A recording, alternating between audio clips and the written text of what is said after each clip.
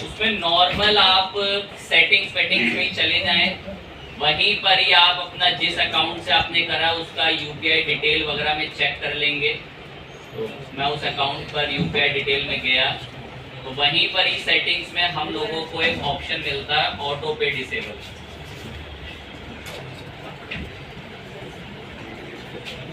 बैठ जाओ।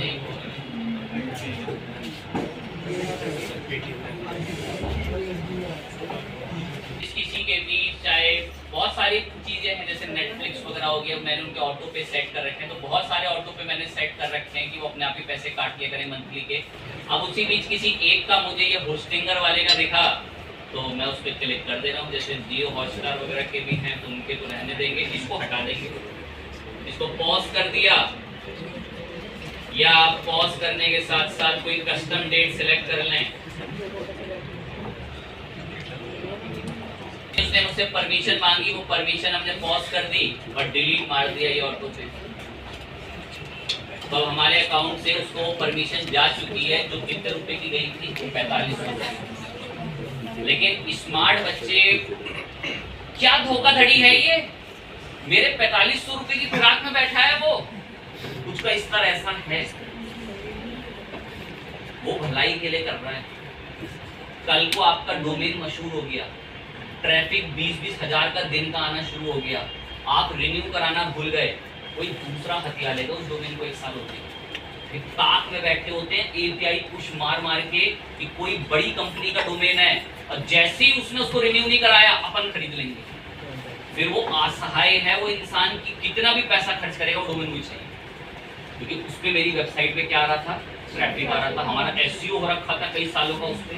तो लोग इसका बिजनेस करते हैं डोमेन का, एक साथ 500 डोमेन खरीद लेंगे, जिसका डोमेन डिमांड में आ गया उसकी डिमांडें किसके पास है, GoDaddy के थ्रू ब्रोकर लिस्ट में लगा दो, कई लाखों रुपए में लोग खरीद के डोमेन बेच रहे हैं। मतलब इस तरीके से है कि नाम खरीद के स्टॉक कर ले रहे हैं, और किसी का डिमांडिंग नाम अगर निकल गया तो भाई उसको फिर वो बेचना पड़ेगा। अभी रिसेंट में ये पता नहीं जियो हॉटस्टार है किसी एक के साथ होता, उसका डोमेन बहुत उन्होंने हाई कॉस्ट में कीमत में खरीदा था, किसी दूसरे इंसान ने खरीद दिया था। तो उसका नाम शायद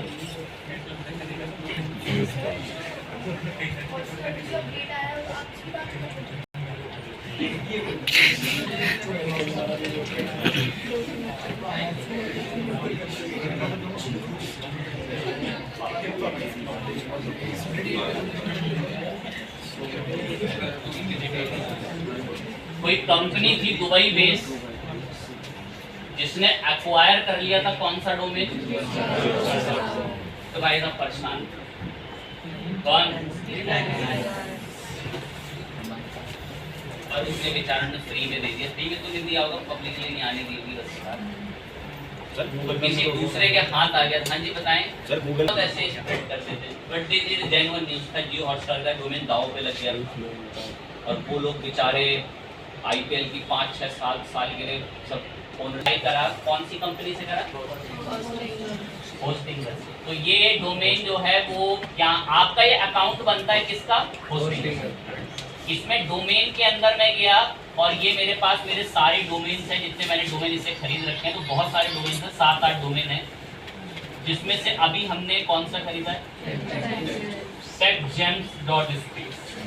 सेटअप पेंडिंग है, करते हैं जी सेटअप।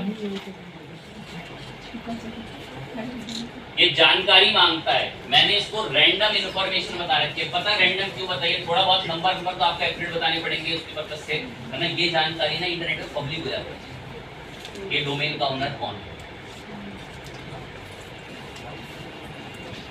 ये रैंडम गलत एड्रेस बता के रजिस्टर कर लिया डोमेन, कह रहा रजिस्टर हो रहा आपके डोमेन का फाइनल। वेरीफाई मैंने थोड़े ऑथेंटिकेशन ज़्यादा लगा रखी है क्योंकि मेरे इसमें कुछ काम के बड़े सिक्योर डोमेन हैं। और अब जो इसने ये OTP भेजा है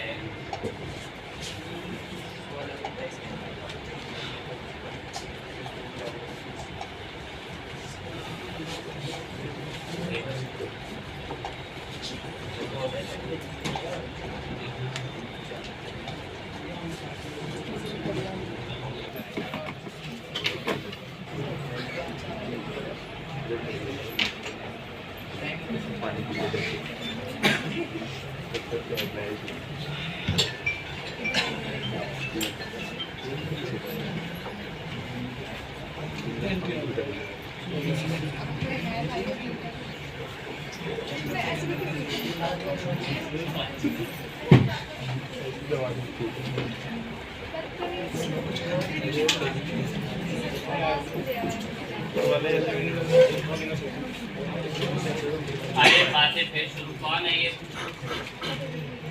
हमने अपना डोमेन वेरीफाई करा, अकाउंट वगैरह सारी चीजें। कह रहा है आप चाहें तो आपकी वेबसाइट लॉन्च करना शुरू कर देंगे। आप हमसे होस्टिंग भी खरीद सकते हैं। मैम होस्टिंग हमारे पास है, तो हम इसको क्या कर देंगे, डोमेन हमारा रेडी है। कह रहा है इसका ऑटो रिन्यूअल ऑन कर लो ताकि ऑटोमेटिक पैसे कट जाया करें। मैं वो अभी हम नहीं करना चाहते। जब आप डोमेन खरीद लें तो आपका ये होस्टिंगर का जो पैनल है, इस पैनल में यहाँ आता है डोमेन और इसी में आता है जितने भी डोमेन आपने रजिस्टर कर रखे होंगे नीचे हैं। ये हम लोगों ने जो डोमेन अभी परचेज करा है वो टेक जेम के नाम से है। ये रहा, ये तो बहुत सारे डोमेन है मेरे यहाँ पे। खैर तो मैं इस डोमेन को यहाँ से मैनेज पे क्लिक करूँ, मैनेज पे क्लिक करा। अब ये मेरा डोमेन यहाँ पर है। इसमें आपको एक ऑप्शन मिलेगा किस नाम से, DNS नेम सर्वर।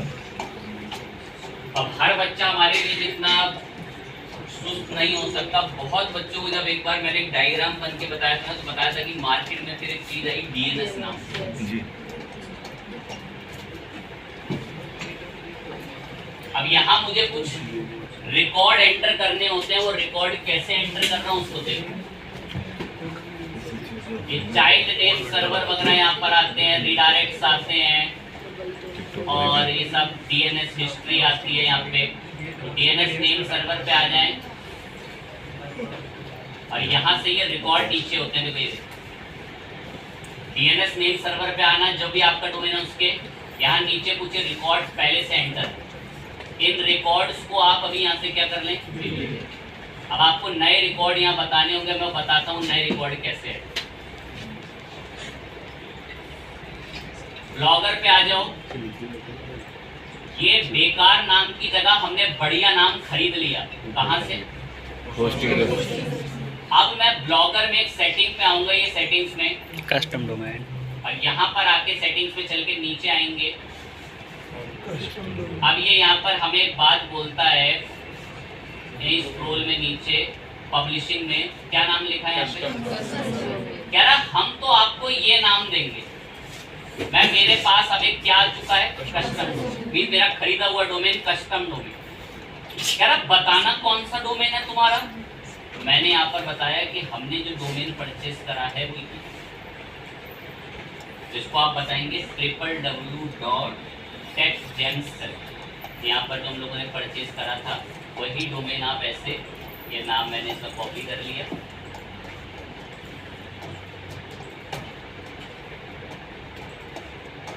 मैं ये है मेरी वेबसाइट का कस्टम डोमेन। आज से ये नाम नहीं है।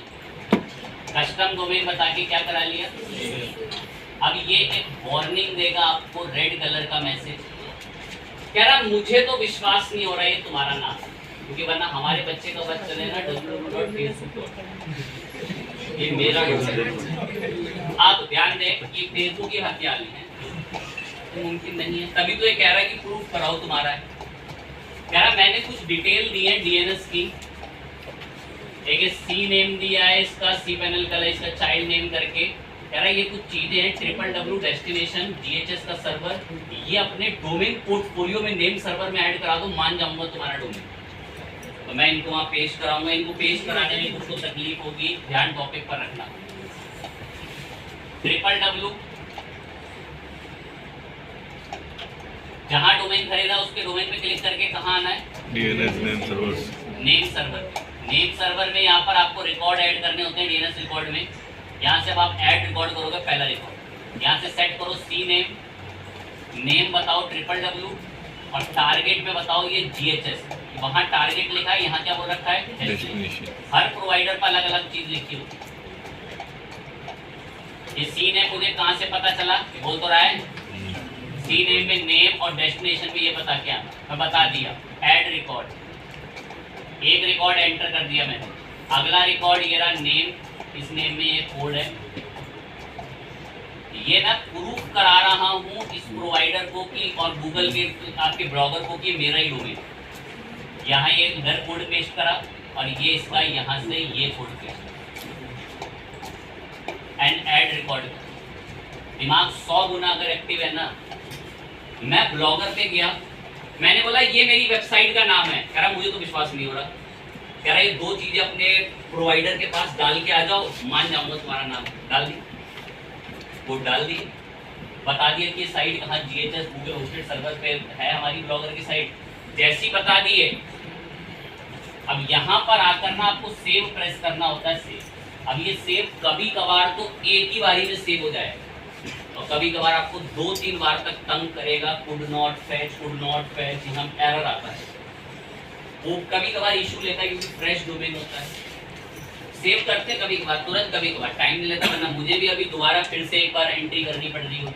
तो जैसे मैंने सेव पे हिट करा, अब देखो कुड नॉट फैचिंग करके ट्राई अगेन का मैसेज आया।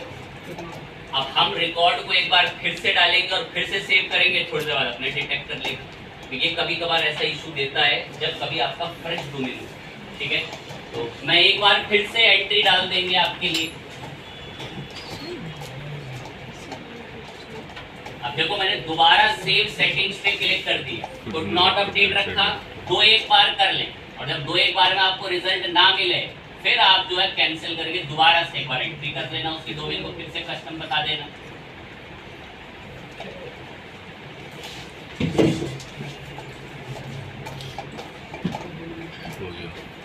तीसरी बार में सेटिंग्स क्या होंगी? हमें तो कई सालों से इतने डोमेन कनेक्ट करने की एक्सपीरियंस है कि कब एरर देगा 2-3 बार में, कब ले लेगा, और कुछ के में घर में लैपटॉप में हो सकता है 4-5 बार में भी ना ले। तो कैंसिल करना, फिर से कस्टम डोमेन बताना, फिर से डिटेल आएंगी, फिर से डाल देना, 2-1 बार में ले, ठीक। आगे अब आप क्या करो, इसको ऑन करो। आज से हमारा डोमेन अब ये नहीं है, परचेस कराना वहां से, इसकी यहाँ की डिटेल वहां डलवाई ना। अब कभी भी कोई ये नाम लिखेगा तो हमारे डोमेन के थ्रू कनेक्टिविटी होगी। मैंने इसको ऑन कर दिया। अब ये तुरंत रिडायरेक्ट नहीं हो जाता, इसमें 20-25 मिनट 30 मिनट लगते हैं कनेक्ट होने में, अपडेट होने में। तो ये टाइम टेकिंग रहता है, एटलीस्ट 20 मिनट तो लगेंगे जब तक ये भाई साहब 20 मिनट या 10 मिनट में वहाँ कनेक्ट। अभी तो देखो शो नहीं होता कि अगर हम ऐसे व्यू करते हैं, कभी कभार HTTP का ब्लॉक कर देगा। अभी हमारा ये डोमेन दिख रहा है और देखिए तुरंत रिडायरेक्ट होकर कह रहा है अभी इस डोमेन को इंटरनेट पे फिट होने में एटलीस्ट 20